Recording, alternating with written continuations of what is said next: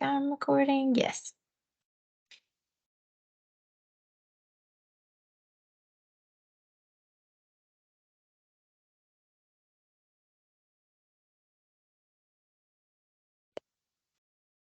Okay. Thank you for joining us. Um, we really appreciate all of you being here. I'd realized this morning as I was preparing for this meeting that it's been a year since the rules came out from the Board of Nursing. That was on March 17th of last year. And we have just worked very hard this year with the colleges and the universities and our employer partners to build this very quickly. I was telling, we had another meeting earlier.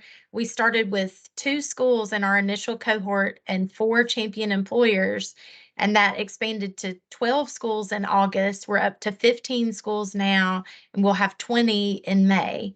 So just rapidly expanding, very exciting. And I lost count of how many employers we have, but I feel comfortable saying we're up to about 50 to 60 statewide, and I think we're between 200 and 300 apprentices right now. So just really, really excited about this work and our partnership with everybody involved to help address the critical nursing shortage that we know your industry is facing. So I'll go ahead and get to it.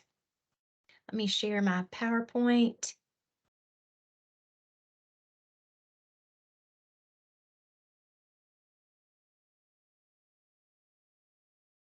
Okay. As a best practice, whenever we convene a group of employers, we like to always just remind everybody of the antitrust laws. We know that you know this. I will mention some things about wages, but of course, um, you know, we can't share with y'all what another employer is paying, and we can't engage in those kind of conversations, as you all know. So I'm just putting that up there as a reminder. This morning, I'll go over some details about the nursing apprenticeship. Some of you have heard all that before, so I'm just going to give you a very high level. And if we haven't met one-on-one, with our office and you as an employer to give you greater details, we're happy to set that up. Just to go deeper with the details. Then we have 5 champion employers who joined in either the first or the second cohort. So they've been doing this 6 months to a year, and they want to share with you about what they're seeing and their experiences over the last year. And then we would love to open it up for question and answer from you guys. So, just the basic details about the nursing apprenticeship, it's really been a mindset shift that this is no longer a student coming to your facility for some clinical experience. It is your employee who's continuing to go to school. So, once they get hired into an apprenticeship with you, they become employee first. Everything that they were still doing for nursing school is still in effect, but it's nursing school plus. They're getting to do all of those requirements for nursing school plus work time for you. They're getting hired by you a year before they graduate. Within the apprenticeship, the apprentices have paid work and clinical hours. So they're doing apprenticeship hours at a minimum of 24 hours a week. Some of that is just plain work in your facility, or if you're a hospital in the unit that you've hired them into, sometimes it's all clinical hours, and some weeks it's a combination of the two. And we can give you more information about that. It's designed to meet employer demand. So if you are struggling for night shift ER nurses or adult or geri psych or nights and weekends or med surge, whatever your needs are, those are the open jobs you're wanting to fill. That's what you fill with your apprentices. It's completely employer driven. And if you'll hear from the employers, but let's say at one of your facilities, in the first cohort you participate in, you hire one apprentice, and then the next time there's a group to hire from, but you don't have an opening or you don't have, the capacity, you aren't obligated to hire one every time. And it's not cycling through a cohort of temporary experience. You're hiring them into a permanent job opening. And then if you don't need one next time, you don't hire one next time. One thing that we'll get into, if we haven't already met with you individually, is talking about the ways that our participating employers are using the apprenticeship model to enhance recruitment within their facility.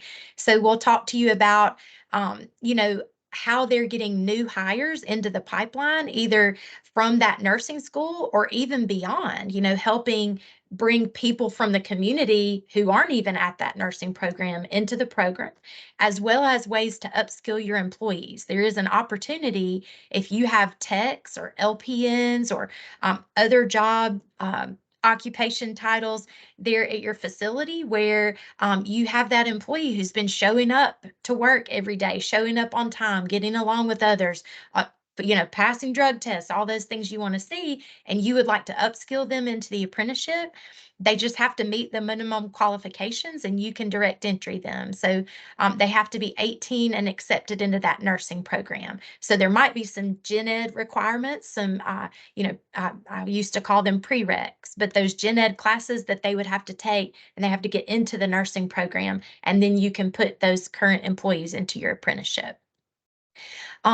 If you choose to participate with a school, or for those of you who are new and newly participating, as you know, the school will share with you a timeline and let you know, here are upcoming dates. This is everything that you can expect. They typically start with a student information session, letting their students know, here's an opportunity that's coming up. And they do that in that very first semester of the nursing program when they're taking that fundamentals class. And then, maybe a month or so in, they invite their participating employer partners to come in and do some recruiting with the students. And they let the students know, we'd love for you to come work for us. Any of those students who want to be considered for the apprenticeship then apply to the apprenticeship. And then the sponsoring school that you're partnering with is going to give you those students' contact information, and you schedule your interviews. You pick, you decide how you want to choose who your apprentices will be, and you let the school know this is the one person that we're choosing for right now, or these are the 5 people. And at that point they apply for their nurse apprentice permit. That nurse apprentice permit allows them to have an expanded scope of practice beyond what a tech can do when they're there at work for you. Um, okay, and we'll give you more information about all of that. We usually get asked, can we ask for a commitment if we're making this investment with our apprentices? About half of our healthcare employers ask for a commitment, and about half of them don't. It's completely up to you. We'll be glad to kind of talk to you about our experience with that as well. Um, but just know it's not part of the apprenticeship agreement. It would be part of your HR paperwork if you choose to do that. Here are some frequently asked questions. I'll just kind of hit the high points with you. We do get asked sometimes, can the nurse apprentice work as a CNA or PCT during their apprenticeship? So if they're already working for you in that capacity, they're transitioning to a different job title. Our participating employers have created a new job title, nurse apprentice. So when they're there, they're either an LPN in training or an RN in training as an apprentice. So if you do move them out of that previous role, that role would have to be backfilled. Um, and the Board of Nursing has been very clear that they don't want them flopping back and forth between different scopes of practice. I can't work as a tech today and an apprentice tomorrow. And the advantage of having them as an apprentice is that they are able to do even more. And as they work, they work under the supervision of a journey worker. And in our world, that's just a master of the trade. Your employee who you wish you could clone, and you choose who that will be. And then that's the person who's supervising them on the job, marking off, their progress toward proficiency. And one competency at a time, as they are marked off as proficient, they can now do that competency independently. The journey worker has to still be there and be available and accessible, but that allows them to do that work independently on that shift. We can, of course, go into greater detail about that. Uh, we get a lot of questions about how many hours a week do the apprentices work during the apprenticeship. So every week, they should be working 20 to 24 hours of apprenticeship time. And remember, that is school plus work. So school would be the clinical hour requirement, and then work is what they're doing on the job for you. And they look very similar, but we have to make sure we're meeting all of those clinical hour requirements. And then outside of that, they're picking, that's what I meant when I said this is kind of like nursing school plus. Outside of that, they're able to continue working for you, doing those things that they've been checked off to be able to do. So they get all that additional time and hands-on practice. So those work hours, that 20 to 24 hours a week, that could be all work, it could be all clinical on a week, or it could be a combination of the two. If you want to work the apprentice more hours than that and they can handle it, that's usually on a case by case basis because, of course, we don't want them to fall behind in school and we want them doing a good job at work for you. They can, of course, work more than the 24 hours because we know we've heard from our schools that a lot of their students are already working two jobs to put food on the table for their families. We would rather them pick up that extra time with you at your facility than keep a part-time job at Target. So typically the recommendation is 20 to 24 hours. They need to be getting at least that. I'll go ahead and skip down to my last question there. So this is every week that they're in the apprenticeship. Remember, they're your employee first. So of course they can't be doing their clinical hours between semesters, but they're still expected to work. They're your employee. If they want time off between semesters, they need to request that time off just like any of your other employees do. And you decide about granting time off just like you do for all of the rest of your employees. All of your HR policies and procedures are in place for your apprentice, just like they are any other employee. Can the employers require a commitment? I think we just already talked about that. Are apprentices paid for all clinical hours? Yes. They are going to do all of the clinical hours possible in your facility. And that'll be a conversation between you and your partnering school. They'll sit down and figure out what all can they do there with you. Anything that they can't do there with you, they go with their regular nursing cohort and they're still paid for those clinical hours. I liken it to kind of like a stipend. Some of our employers pay the apprentices a stipend when they go to class at night. Same thing. They're still getting paid for those clinical hours, whether they're there with you or not. They do not get paid for time spent in class or in sim lab. And of course, we're happy to answer more questions about all of that.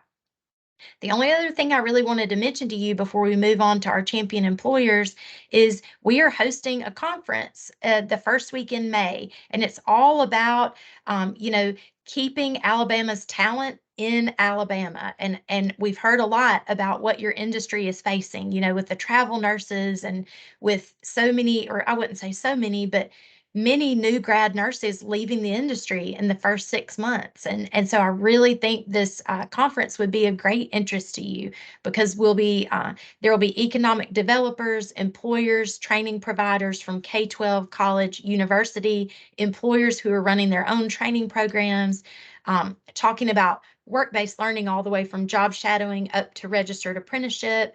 We'll have content on diversity, equity, and inclusion, childcare in the workforce. We just have plans for really outstanding content, how to recruit and retain this new generation, this youngest generation. What are they looking for and what questions to ask them in an interview to make sure that they're a good fit employability wise, all kinds of stuff. I could go on and on and on.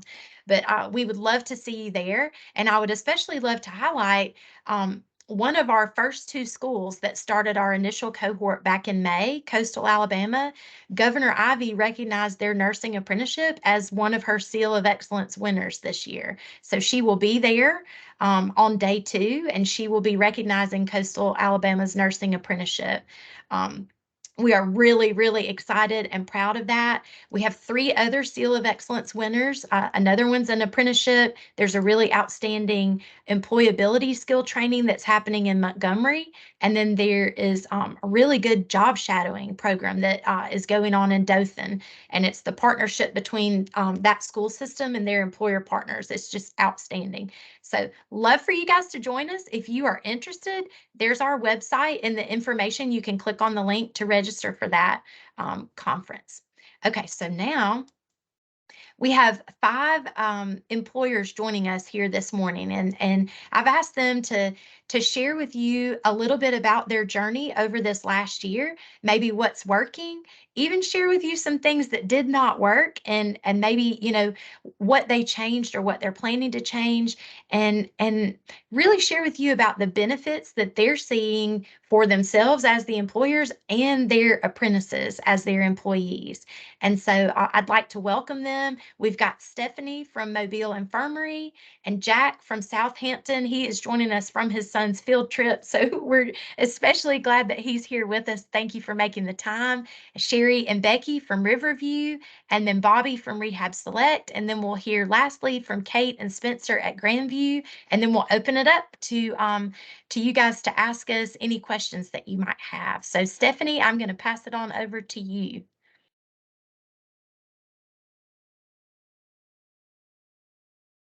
If you're here with us. Stephanie, are you here? She might have gotten called away for something. So how about we will move on to Jack? Are you with us? And Stephanie, we'll come back to you. Yes, I'm here. Great. Okay. Thanks, Jack. So we've been participating in the apprenticeship program for a couple cohorts now, and we have learned quite a bit. So Southampton is a skilled nursing facility, so we don't need as many apprentices as, say, larger hospitals need. But we started with 3. We had 1 that did not make it through. We have 2 that are still with us, and we have 2 more that joined us this past cohort. Some of the best practices that we've learned, and this will probably be a trend amongst all the employers, is communication. Communication is so important, not just with your apprentice, but with your partner in schools as well. This program is brand new. It's still very much in its infancy. Everyone's still learning how to make it work the best way possible for everyone. So having that open line of communication with your school, with your apprentices, with Meredith and Mike at the Alabama Office of Apprentices, all of that works together so we can all learn from each other. Having calls like this.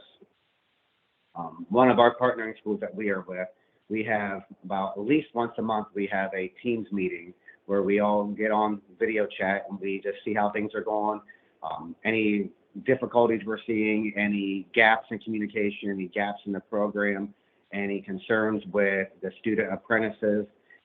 That's our set time, but then even outside of that, we have very open communication where if we're concerned that, with our employee apprentice, or if they're concerned with their students' grades not being able to progress, or if the student goes to them with a concern or comes to us, we just get together and we talk about it and we make sure that we're all on the same page.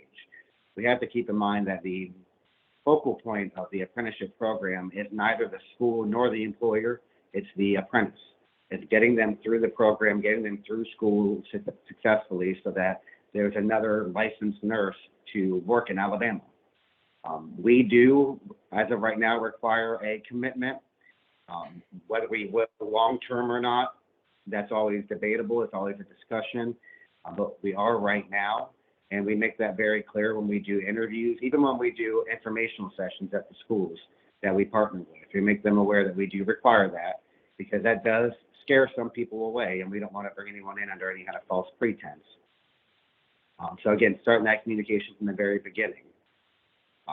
One thing, and I should have mentioned this on the earlier call we had too, and I didn't think of it, but we need to understand as the employer and as the school, none of us know a lot about this program yet because we're pretty much making it as we all go, as we work together. But the apprentice and the students, they know less than we do. So we need to make sure that we communicate very, I don't want to say simply, but very matter-of-factly to them of what is expected of them. Don't leave anything left to them to assume, because as any one of our other employees are going to do, they're going to assume what benefits them the most. So we need to make sure we're clearly communicating those expectations, with scheduling, with requesting time off, with how to call out, with, communicating their clinical schedule to us so that we know when they're not going to be in the facility, or so they know what they can meet in the facility. That's a big question a lot of the students have is when, what all can I do here that's going to count toward my clinical hours? So being able to be very clear and concise with them about this is what you can do in the skilled nursing setting, this is what you can't do. So when you have, say, the example I always use is labor and delivery. We're not delivering babies in a nursing home, I hope. So when they have to go to labor and delivery, they need to let us know when that comes up on their schedule so that we don't have them scheduled in our facility at the same time. A lot of ownership needs to go back on the apprentice, but they need to understand what that ownership is and what is expected of them. Otherwise, how can they be held accountable to it if they don't know what they're supposed to be doing? See what I got some notes here. One thing that Meredith mentioned, and we learned this as we progressed through the program so far, is not pulling your apprentice into a different position. We've had some apprentices where they've wanted to pick up hours as a nursing assistant. It works for about as many as it doesn't work for. So if you have a 50% success ratio, that probably means it's not a good practice. So keeping them very focused on what they should be doing and not pulling them or even letting them work outside of that into a different position. For us, it would be as a certified nursing assistant. Most of our apprentices are CNAs. So some of them wanted to pick up hours as a CNA. But then it gets confusing when they're there as an apprentice and the other CNAs don't see them going and answering a call light because they're with their preceptor or their journeyman. It makes the waters too murky. So keeping it very clear, very clean, really is the best approach to it. And then the other best practice I've got written down is treat them just like you would treat any other employee. Just because they're a student doesn't mean that you treat them any different. They're still an employee of your hospital, your nursing home, whatever it is. They're still bound by your policies and procedures. If they call out, if they have attendance issues, whatever it might be, you've got to treat them exactly the same as you would treat every other employee. And they need to understand that they are just like any other employee.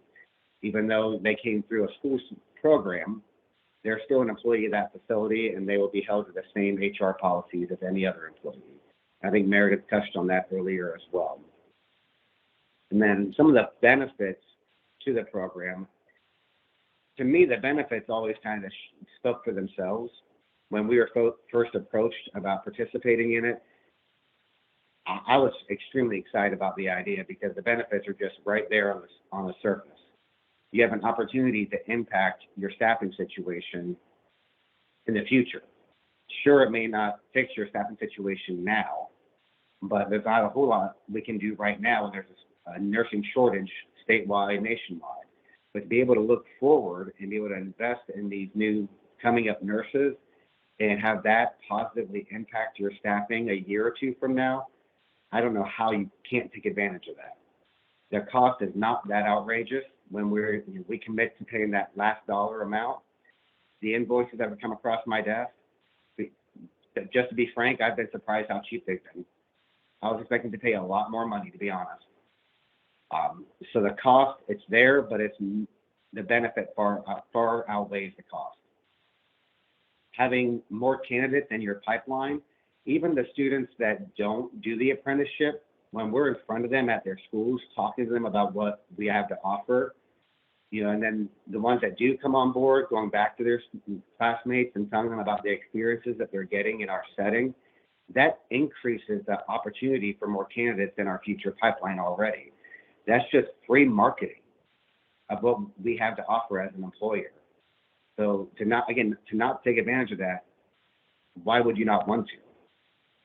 Having these apprentices come in, especially in the nursing home setting, we don't have the greatest reputation as an industry.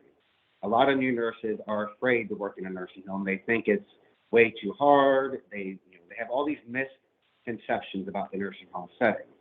So be able to get them in early and letting them see that that there's perceptions that they had were wrong, and that this is a good place to work.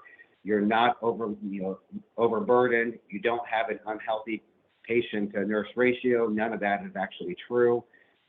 Getting them in and getting that kind of re-taught in their minds about what we actually are, it's the best way, in my opinion, as an industry, the skilled nursing industry, to change the mindset for the future.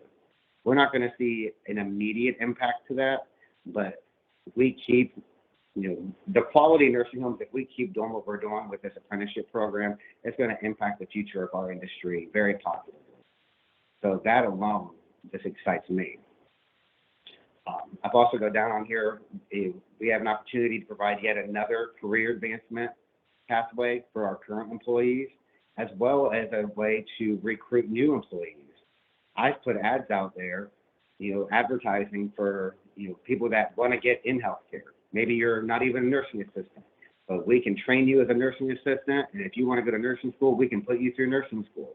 We have all these different pathways for professional development that we can offer people. And this is yet another one. And to be able to offer that and say, we're going to pay for your school and pay you while you're in school. Not a lot of industries can say that right now. I mentioned this one, networking with the colleges and the students, getting in front of these future nurses. If we're going to be honest, not all these students are going to make it through nursing school. They may end up becoming CNAs if they don't make it through nursing school, but we still get a chance to be in front of them, to share with them what we still have to offer as an employer, so that if that unfortunately doesn't work out for them, they still have something to fall back on, and hopefully they'll think of us when they go looking for a job. Like, that guy came to my school and told me all about that nursing home. Let me go check him out. And then I think just the biggest positive to all of this is collectively we get to make a positive impact on the state of the healthcare system in Alabama. The nation is facing a shortage of nurses. Alabama is the only state that is taking this approach to address it, and that is just phenomenal. And we can't keep working in these silos where we only worry about our own setting.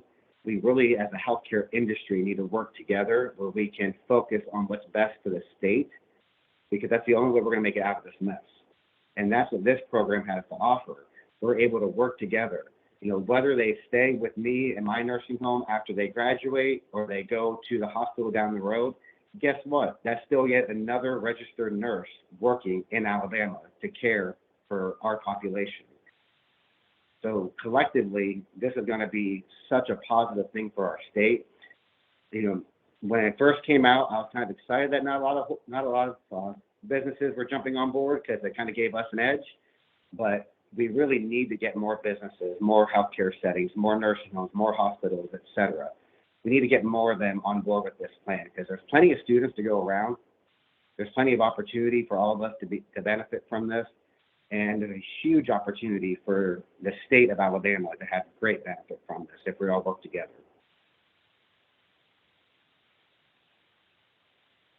Thank That's you what I so got. much, Jack. That just absolutely exceeded my expectations. Thank you. I really appreciate what all you had to contribute. And I was thinking when you were talking about the investment that you made and that you've been surprised at how little that last dollar scholarship actually totals up to be, and that you think the benefits far outweigh that cost. That's what we want to hear. And if you've heard our director, Josh Laney, speak, he will say all the time, I'm not going to get a return on an investment I'm not willing to make. If I don't buy Apple stock, I don't make money off of it. And so we really appreciate, your commitment to making that investment, and we're happy to hear that you are reaping the benefits of that. Absolutely. Thank you so much. I'm going to pass it on to Becky and Sherry from Riverview. Thanks, Meredith. Becky's going to do most of the talking. I just want to let you guys know that from a CNO perspective, when we first started doing this, we kind of had to wing our way through everything, because we were really the first hospital to jump into this program. And so one of the things we learned right off the bat is that you do have to have a dedicated person for this whole program. And so Becky is it. And she starts with the interviews all the way through staying with a student until they graduate. And we constantly stay in touch with the students to find out what's working right for them, what things that they're interested in.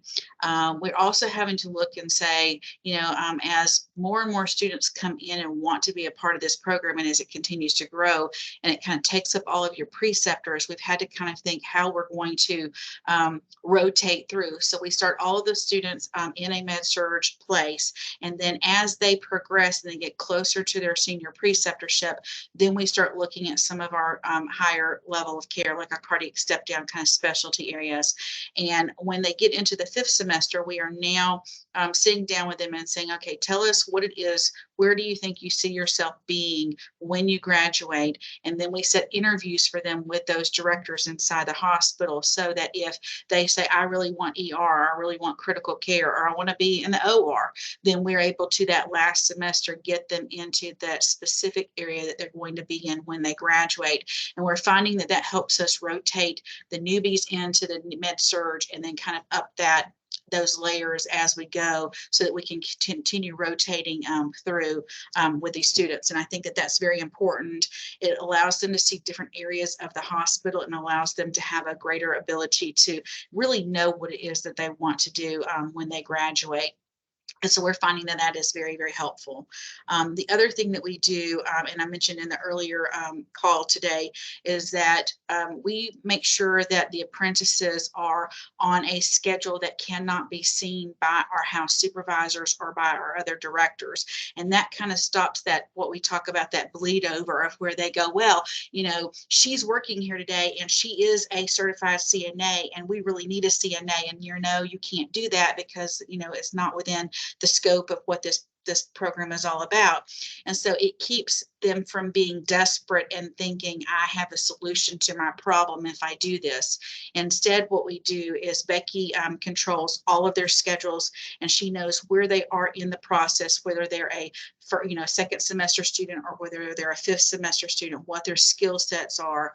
And then as needed, if she can think of something creative to have them help us do.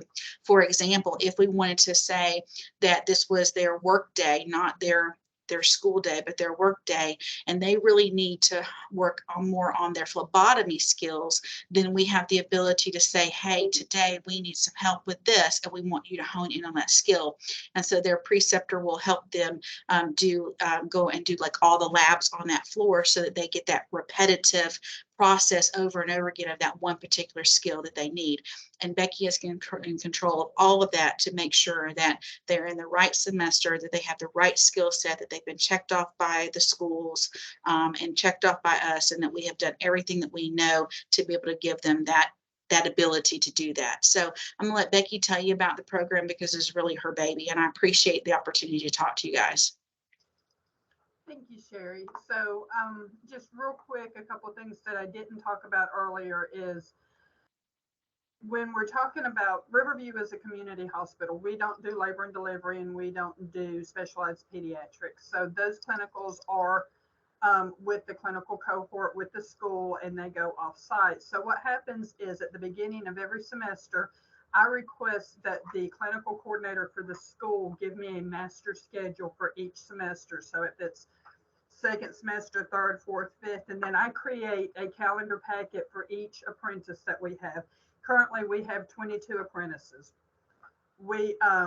I sit down because the clinical coordinator knows what we offer at Riverview versus what we don't offer, and she has assigned them their OB clinical. She has assigned them their pediatric clinicals.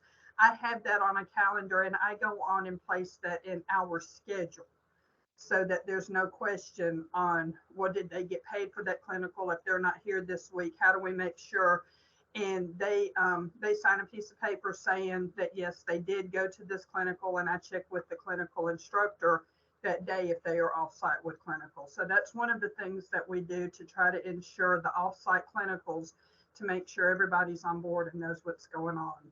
And another thing that I do is I keep a spreadsheet with each person, and I mark it whether it's a clinical day or a work day. That way, if Meredith calls me and says, hey, Mr. ABC, the school is saying he hasn't pulled any clinical days this, in the past 3 weeks, can you send me what he's worked? Just so that we can make sure everybody's on cue.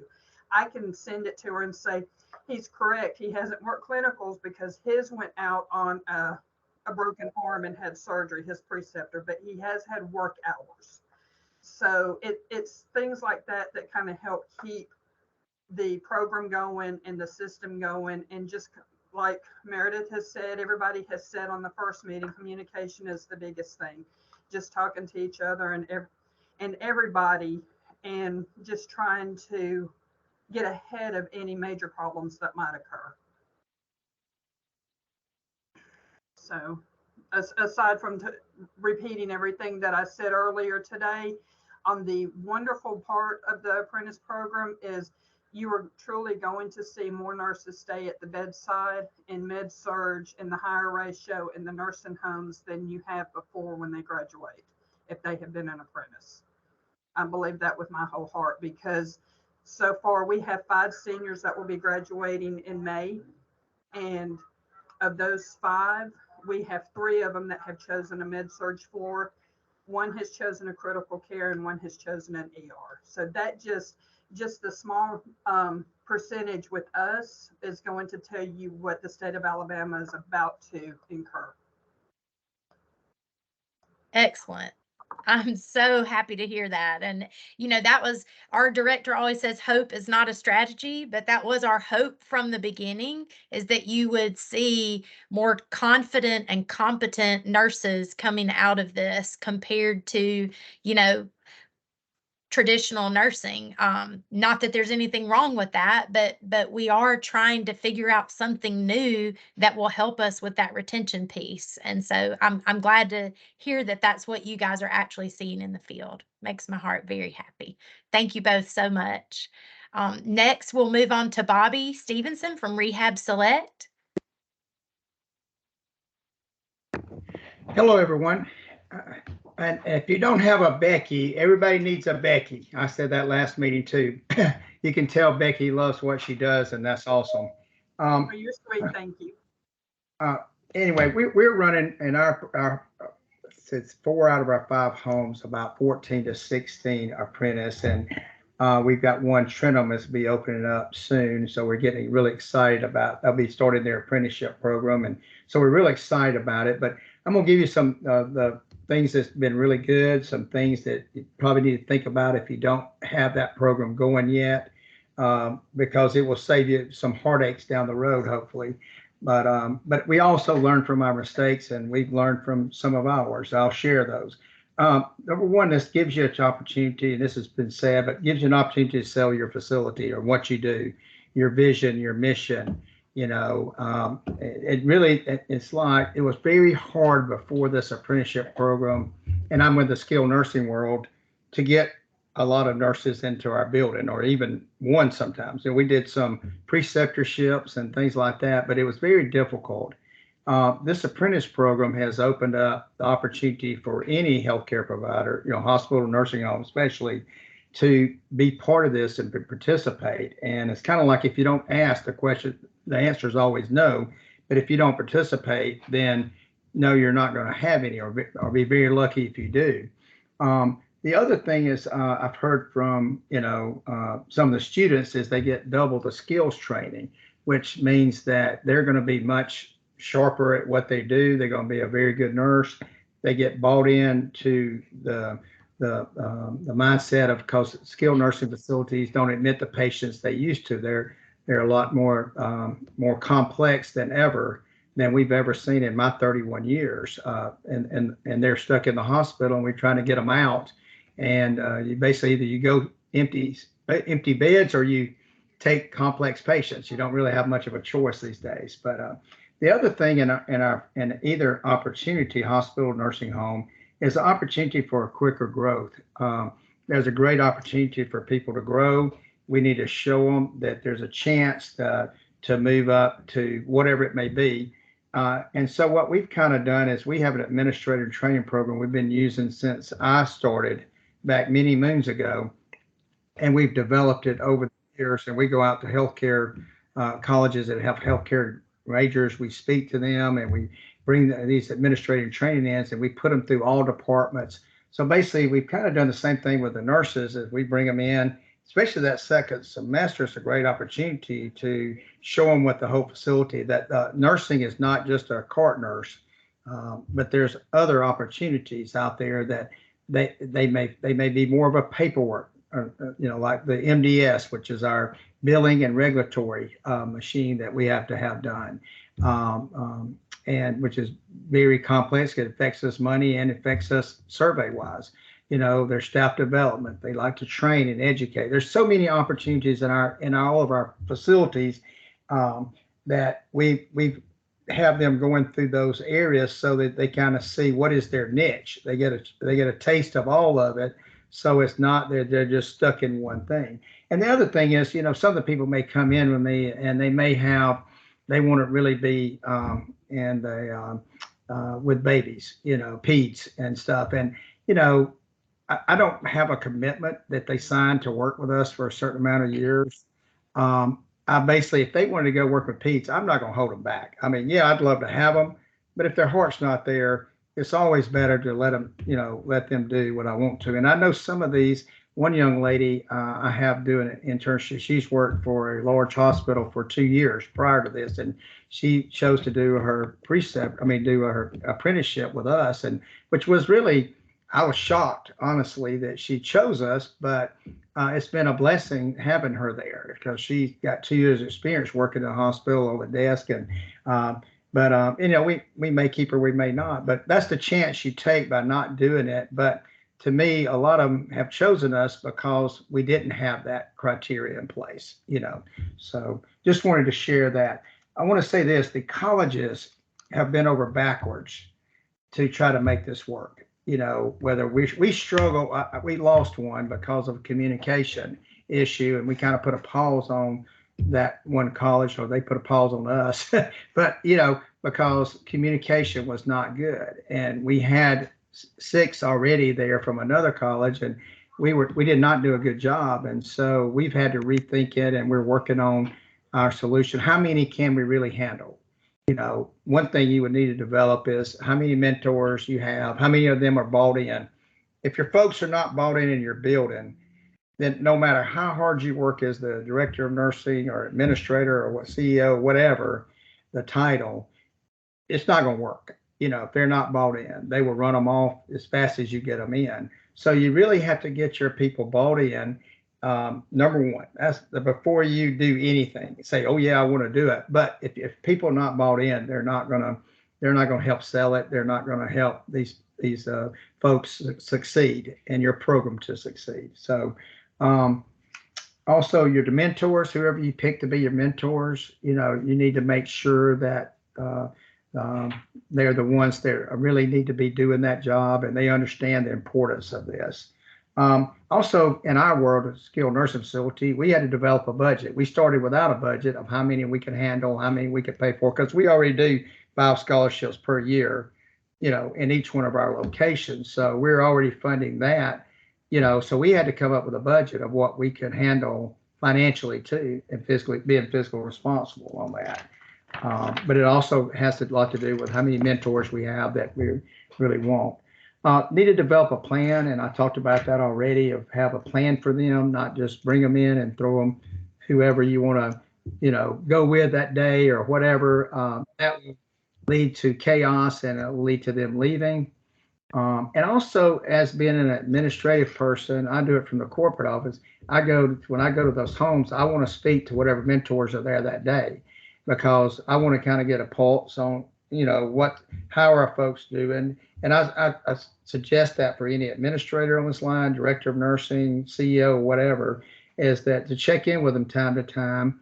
And I've learned a lot from that. Just they come and bragged on some of my staff and say, how well they're doing or whatever. And I was able to go to that staff and pat them on the back and thank them. Sometimes our staff don't get thanked enough for what they've been through the last 3 years and everything else. So anyway, but that's kind of my 2 cents worth. Very good. Thank you so much for sharing all of that, and for your honesty about what you found didn't work, and the apprenticeship is a grow your own model. And I hear you saying, that's definitely one of the benefits is that you're getting them in early. And I've heard you say before, our job is to get them in the door and get them to fall in love with us and what we do. If we can just get them in the door, we can we make that happen. So we definitely appreciate that. Thank you so much, Bobby. I'm going to pass it over to, I see Spencer. Is Kate with you? No, I have lost Kate to a class. Okay, great. All right. Well, Spencer, please take it away. Hi, everyone. I'm Spencer. I am the nurse advisor here at Grandview. A large part of my job focus is the apprenticeship. So I am the Grandview Becky, if you will. So we started the program back in September. So this is our second semester in the program, and we cannot say enough wonderful things about it. We love it so much. When we started with 6 apprentices.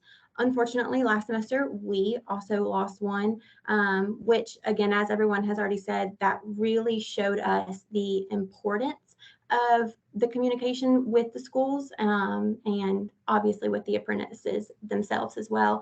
But so now we have our 5, and we have paused on accepting more apprentices right now, just so we can really quality control and make sure that they are getting our full undivided attention. And how we have really curtailed the program is we use this as a med-surg pipeline. So they are all given a home med-surg unit. We have 5 med-surg departments across the hospital, and each of them is specialized. And they're given a home unit and 2 mentors. We try to pick a mentor, that's what we call it. It's the journey worker.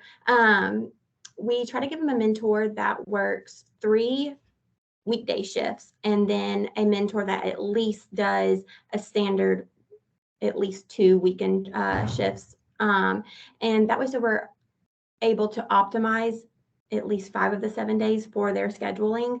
One of our school partners has just class on one specific day, so it gives a lot of flexibility for that apprentice schedule. And then another partner has class anywhere from like the 2 to 3 days. So again, it just gives us a wide variety that way to maximize all of their schedules.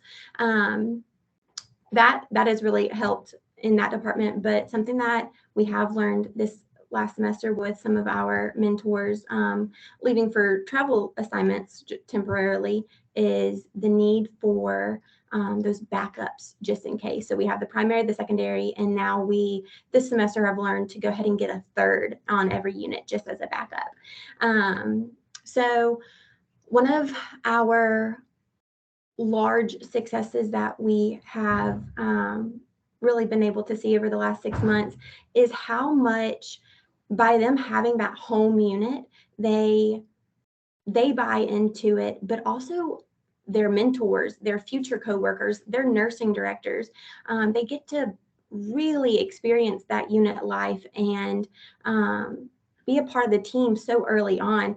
One of my other large roles in this job is nursing retention, and we've seen over the last 2 years that our new grads are coming out into all nursing departments, and the transition shock is huge. I mean, it is exponentially higher than it has ever been before. And this apprenticeship model allows them to have boots on the ground and learn in that role for a year to a year and a half and really decrease that transition.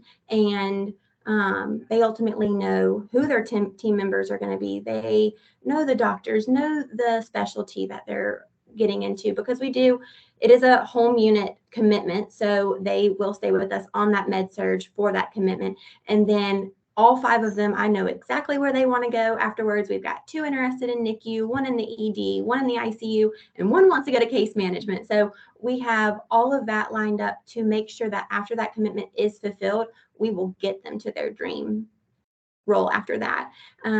Which, again, we were also very open and honest with everybody during the application process. And like Jack said, that'll scare a few people, but the ones that are in it for the learning and the educational incentives on top of the school education.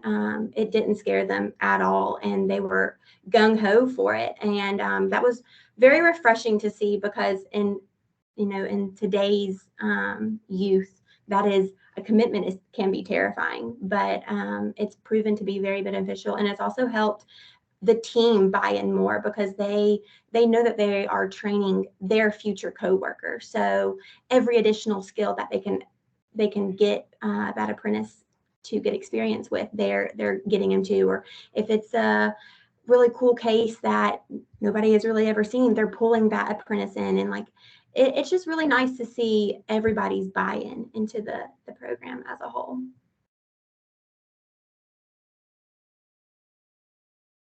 Thank you so much, Spencer. Again, I'm just so happy to hear that's what you are experiencing. Yeah. Because that was one of our questions. Will the journey workers feel like, just one more thing? But, Mhm. and we talk all the time about the employer gets to, get that return on investment. But Mhm. yeah, your team feels that return on investment, and Yes. they know that they're getting something out of it, right? Something I didn't mention is, with all of the apprentices, at least one of their mentors is a charge nurse. So when we were having the mentors, sign up and, talking to them about it more, a few of them were hesitant at first, especially the charge nurses, because they've got patients and now they're teaching, and they're teaching like long term. But what we really saw was those first 2 months of like teaching them and helping them get past the basics and really kind of get a feel for each other and learn that relationship.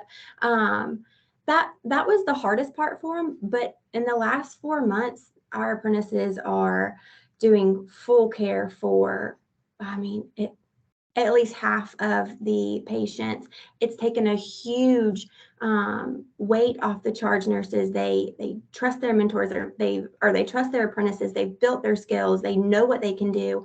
So it's been a really cool opportunity for our charge nurses to have that extra person that they can always count on with them there as well. Yes, and that and to have that experience, to know it's gonna take a little bit of time. Yeah. It'll be a little extra in the beginning, but it's Mhm. worth it. 4 months from Exactly. now, you've got an extra set of hands lightening your load, right? Absolutely. And they love it. They'll come knock on my office door when their apprentices aren't here, if they're at school for the day, and they're like, I wish she was here today. That is terrific. Thank you so much. Really appreciate you Absolutely. sharing all of that. Thank And you. I see that Stephanie has joined us. She said she was running a little bit late, but we're so glad she's here. Stephanie, oh, I see you there. Great. I apologize to everyone for being late. One of my other meetings ran over, of course. But my conversation would just reinforce some of the things that you've already heard. Part of one of our challenges in the beginning was journey workers. You have to have enough journey workers in order to match one-to-one with the apprentices. Getting the buy-ins from your journey workers is critical. Making them feel a part of this process and mentoring the new nurses, for them to accept the buy-in and know that I have been asked to do something as an instructor means a lot to them. The way that we chose our journey worker was based on my conversations with unit managers to help me to identify your strong nurses, your dependable nurses, your nurses that are going to teach the new nurses to do the right thing. So that's how we identified our journey workers. It wasn't a tell do, it was an ask and a participation. We held a class with them. We educated them on what the expectations was, knowing that they were serving in a dual role of the school as well as an employee of the hospital. We also incentivize them for the work that they do as a journey worker or mentor to the apprentice students. My biggest piece of advice for anyone starting this program is overly communicate. That means so much to all involved, particularly the students. Many of the students coming in as apprentices, it's their first time in a hospital, so they already have that fear. But when speaking specifically for myself, when they're coming into a hospital of this size, is even more nerve-wracking and scary when you don't have that one point person. Knowing that I am their point person, or that there is a point person for them to speak with, gives them comfort. Being able to see your face while they're on the units, that you show up in the rooms with them, and know that you're standing there while they're performing a task or a skill on their patient really means a lot. We also felt that it was necessary to put our apprentices in a specific department. It helps us to keep up with their time and attendance. It helps us keep up with the hours. So I can easily report back to the school the number of hours or the number of clinical hours that an apprentice student worked versus what they say they worked. Actually, the school that I'm involved with, they actually receive timesheets on Mondays. I just print them all off and send them to the school on Mondays. So if there's any questions, they have that information in front of them instead of having to wait on me to get back with them.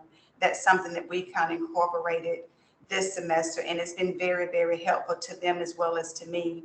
Again, because they don't have to wait for me to get answers that they need, and I don't have to stop what I'm doing and get them answers that they need. They have it right there in front of them.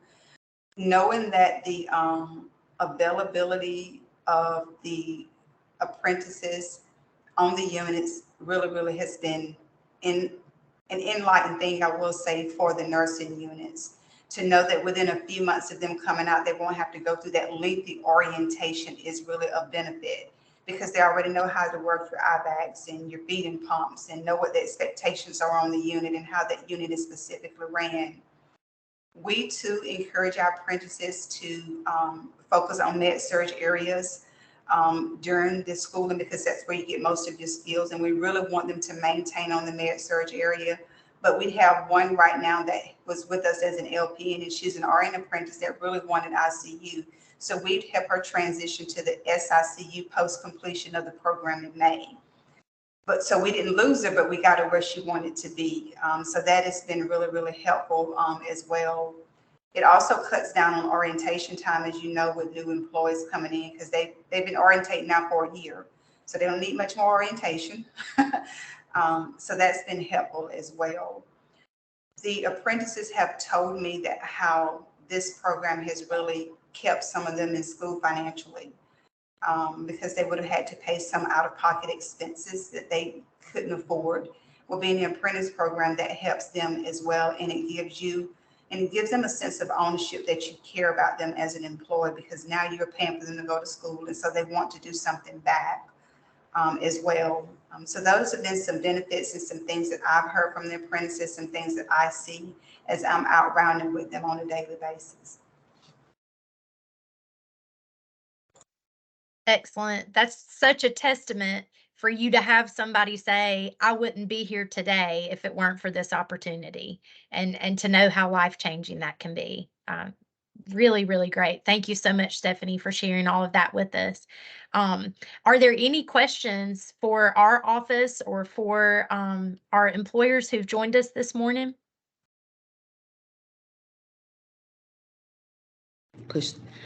Hello, my name is Cora McCall. I'm the Director of Clinical Services for Ball Healthcare. We're long-term care as well. And I do have a couple of questions. One question has to do with, I know that Stephanie said that they compensate their journey workers. Is this an hourly compensation or per shift, or how do you guys handle the compensation? It's hourly for us.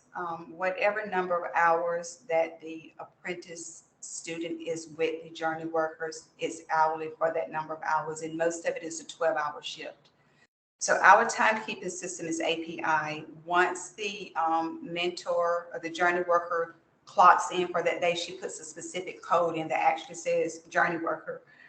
She puts it as an in code and an out code, and then our HR department sees that once they approve time, after it's reviewed and approved by me, and that hourly rate comes into an additional from her base pay, her or his base pay. Okay. Also, I do have a question about the actual function of the nurse apprentice. After, I understand that probably 4 months or longer, they're actually still getting validated on their skills. But what is a general idea of when they are able to take a partial assignment. I understand the preceptor is going to be right there with them the whole time. But what are you guys seeing in terms of when they can provide some assistance to the actual preceptor? I don't mind answering from Riverview's point of view. So basically, by the fourth semester of a 5-semester program, during the fourth semester, during their second and third semester, they have been showing their skills. They've validated at school, and then we have allowed them to get their competency portion of it in the hospital on those skills during the second and third semester for basic and advanced. By the time that they reach the fourth semester, that's kind of when they're not turned loose on their own, but that's when the trust has started. And the mentor, the preceptor is saying, okay, I'm standing outside the room. You're going to go and do the morning assessment and give the morning meds on this patient. And I'm just going to be standing here listening and watching. So they'll start doing that comfortably in the fourth semester. Like everything else in school, it's going to be a person by person assessment, because person A may be a lot quicker receiving and delivering things than person B. But fourth semester, they should have at least gained the routine and the process on which the floor works. Thank From you. Grandview, Absolutely. our second semester students really focus on those competencies and skills. And then in third semester, we have all of them charting capabilities. So in the end of second semester, beginning of third, we're really focusing on them learning how to chart on one patient. And then once we really go through that with the mentors and we master charting on one, we try to up it to charting fully on one and at least half an assessment on another one, while also helping you obviously throughout the day with all those skills and the medication passes and all of that. We have 2 4th-semester students right now that are charting almost completely on 3 patients, and then doing most care, obviously with the mentor there and present with everything, but almost 3 complete patients in the middle of 4th semester. Okay, I had one question for you, Meredith, and I'll be done. My question is, do we know when Lawson plans to launch the program? Yes, ma'am. Great question. We've got, let me know if you're not included on that. We have an employer meeting Tuesday morning for employer partners who are interested in signing on with them. And so their timeline will be that the employers will have late March, early to late April to do your hiring process. And I believe let them know by the end of April who you're hiring, and then they'll be able to start working for you mid to late May. But she will Okay. be sharing like specific dates in the meeting Tuesday morning. So let me know Okay. if I need to send that invite to you. I have the invite. Thank you. Great. Wonderful. We've got that on the agenda to share all of that with you Tuesday morning. And I see that Okay, Tracy is great. asking, where can we find info on the May conference? I'm going to put our website here, alapprentice.org. If you go to our website, it'll be the first thing you see there, and you just click on that picture and it will take you to the registration page. I'm really happy that you're asking about that. I'm so excited and think that will be a great use of your time. Okay, thank you for that. Sure. Any other questions? Yes, ma'am. This is Willie from Regional Rehab Hospital. And Morning. how y'all doing? We were just wondering about the liability when students are at other clinical sites, even though they're employees with us, who assumes the liability? Let's say if they make a mistake at another clinical site. Is there, does a school or an employer want to answer that, or do you? Hey, this is Natalie from Coastal. Thanks, How are Natalie. y'all? Okay, so from my understanding, the student is the one who's going to actually take the liability. So, whether they're there at working or at, or if they're at clinical. So either way, they are an employee and a student. So whatever liability insurance that the clinical agency has, that hires them, that will be for them while they're working. But then if they're with our clinical group, that liability that the school has on the group itself of clinical students would cover them there. That is my understanding. That's mine too, Natalie. I appreciate you contributing that. Uh-oh, am I frozen? Oh, man.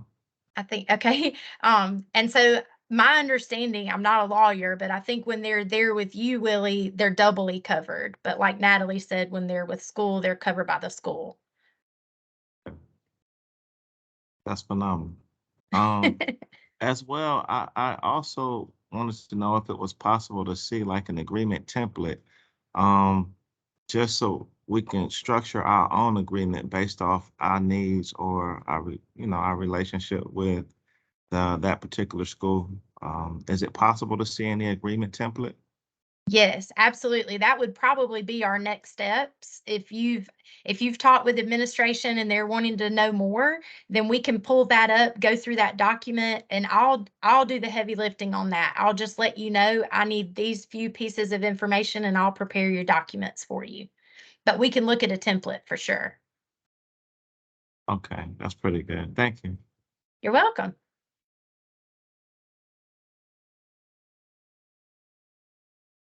Yes, Tracy, I see your question. Yes, I will. Let me make myself a note. I will forward you the invite to the Lawson meeting. Okay, thanks, Meredith. You're welcome.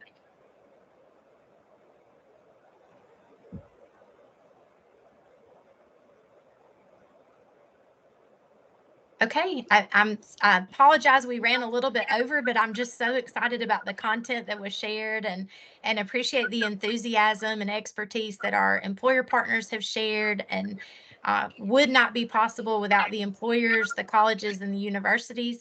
Oh, do you have a question at Ball Healthcare? Oh, he might be talking to somebody else.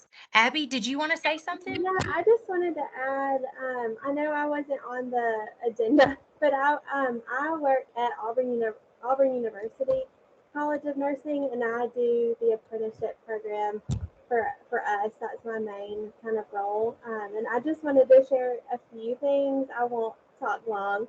No, please share with us. Some things that we have seen with the program.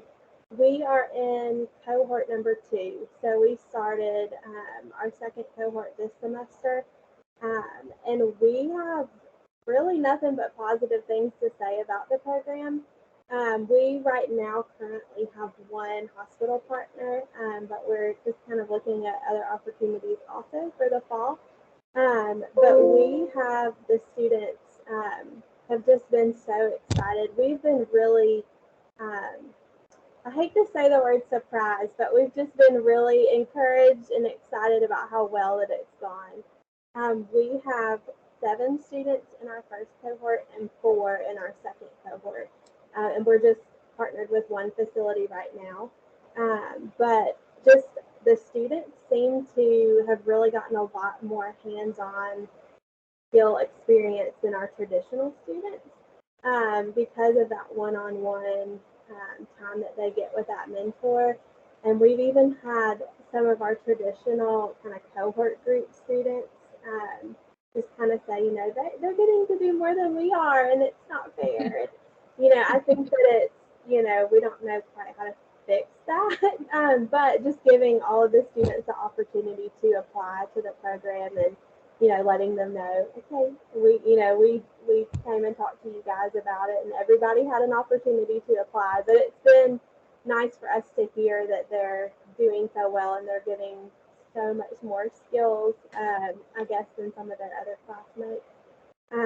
We also have a couple of, and this is the part that I kind of wanted to touch on.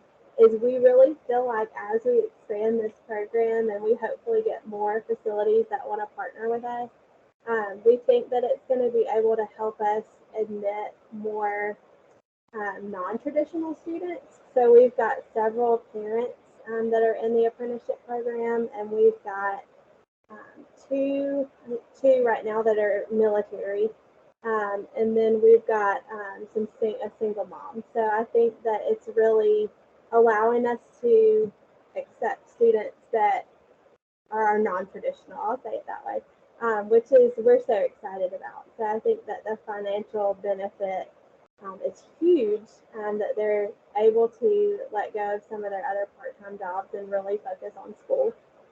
So that's all I'll kind of say, but I just wanted to share just how well it's going for us and how excited we are about the fall.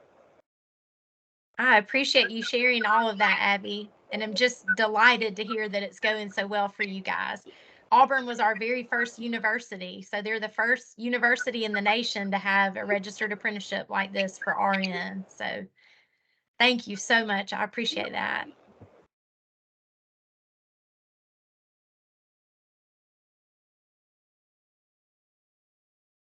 Okay, if there aren't any other questions or anybody else who wants to say anything about how well this is going for you, that that makes my day to hear that. Please reach out to your college or your university or to our team, Mike, Tawana, Sophia, Josh, and me, if there's anything that we can do to support you. And for those of you who are just kind of getting your feet wet and hearing this for the first or maybe the second time and still thinking about it, we're happy to meet with you and go deeper with those details. Or like Mr. Jones was asking, we can pull up the paperwork, go through the paperwork with you and, explain everything. That is what we're here for. So again, thank you so much, everyone, for your time, and to our champion employers for joining us and sharing all that you did. We really, really appreciate that. Hey, you guys have a nice day. Thank you. Thank you. Bye. Thank you. Bye.